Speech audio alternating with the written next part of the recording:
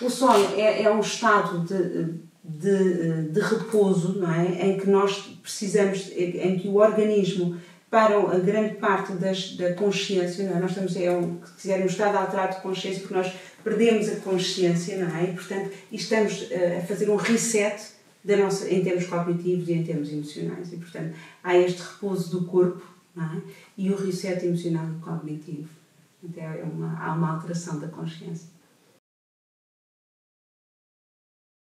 O sono é fundamental para a saúde mental e física de qualquer pessoa, está bem? Portanto, nós precisamos, de facto, em termos da nossa autorregulação, por um lado, em termos emocional até, precisamos de ter as horas dormidas que precisamos. As pessoas, normalmente, qualquer pessoa adulta precisa de 7 e 9 horas.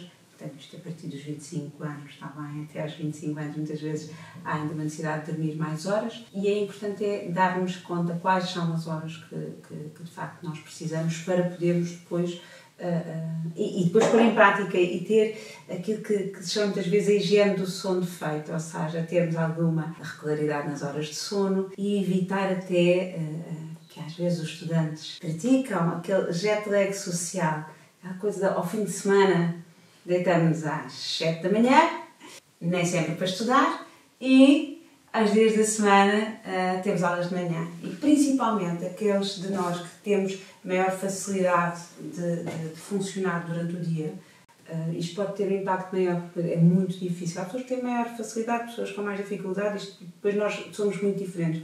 Mas na generalidade todos nós precisamos de dormir, quer em termos de saúde física, e há imensos estudos em relação que fazem esta associação entre diferentes níveis de saúde. Aliás, na área da psicologia da saúde, nós percebemos que é um dos fatores, tal como o sedentarismo, o tabagismo, o abuso de álcool, portanto, associados ao sono, conseguem explicar grande parte da falta de qualidade de vida que existe a partir de determinada altura das nossas vidas.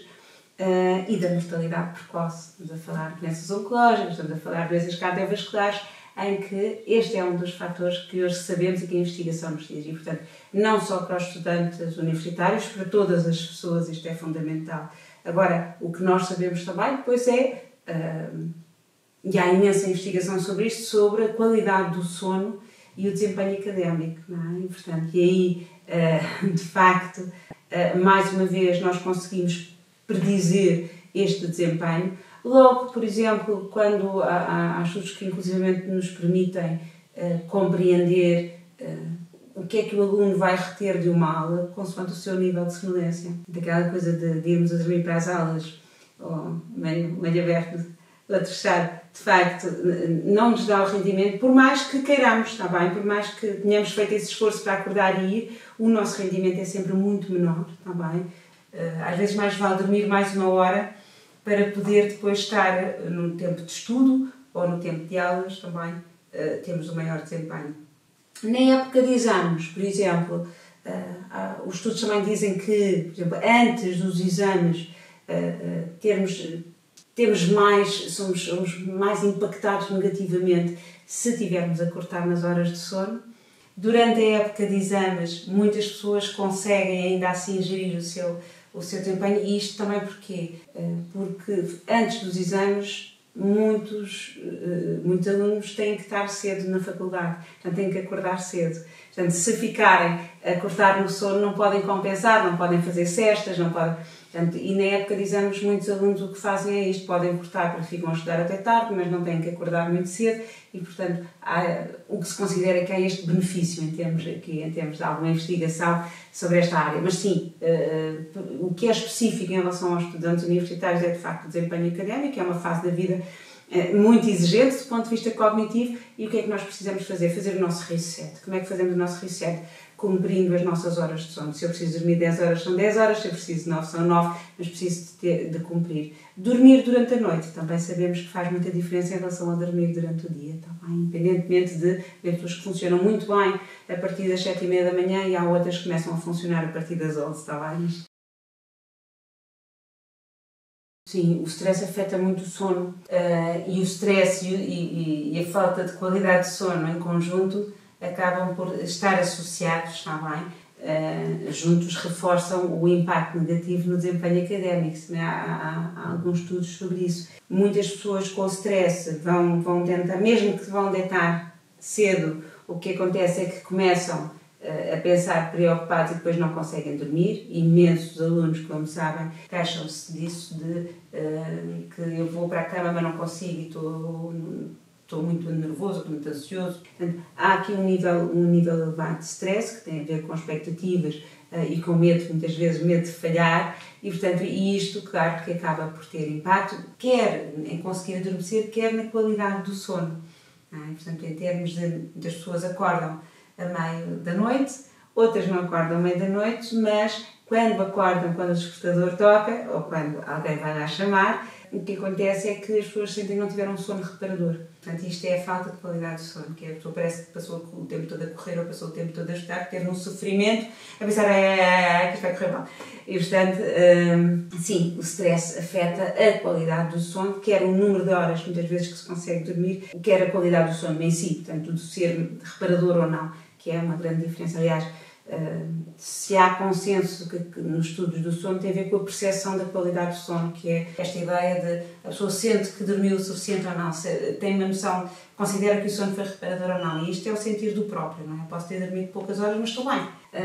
E há depois aqui uma outra variável às vezes considerada, que é o ânimo, não é? Porque às vezes é mais fácil acordar às 6 da manhã para ir para uma viagem, apanhar um avião para um sítio giro, do que às vezes para estudar, que parece que a energia não aparece. Portanto, há um fator do ânimo também que às vezes pode trazer um nível de energia. Todavia, o que é que nós sabemos sempre, quer no desempenho académico, o que é que parece ser o melhor? Manter uma rotina do sono, manter uma higiene de sono, não fazer uma grande diferença de sonos do dia da semana para o fim de semana, isto mesmo em época de exames. E depois há questões, há tópicos que é o que é que eu posso fazer em relação ao stress, não é? Se eu estou a sentir em stress, por exemplo, sabemos que o exercício físico ajuda imenso a baixar os níveis de stress, para quem gosta de exercício físico, se não aumenta. Mas, sobretudo, da parte da manhã. Se eu fizer exercício físico ao final do dia, há pessoas que adoram fazer exercício físico ao final do dia, isto pode aumentar ainda mais, ativar ainda mais também, e eu fico mais desperta e com maior dificuldade de dormir à noite. E mesmo com a alimentação, tudo o que é muito estimulante, doces, comidas muito condimentadas, carnes vermelhas, Coca-Cola, passa publicidade ou má publicidade, açúcar no geral também, refrigerantes no geral, mas tudo o que tem cafeína, obviamente, mas não tem impacto,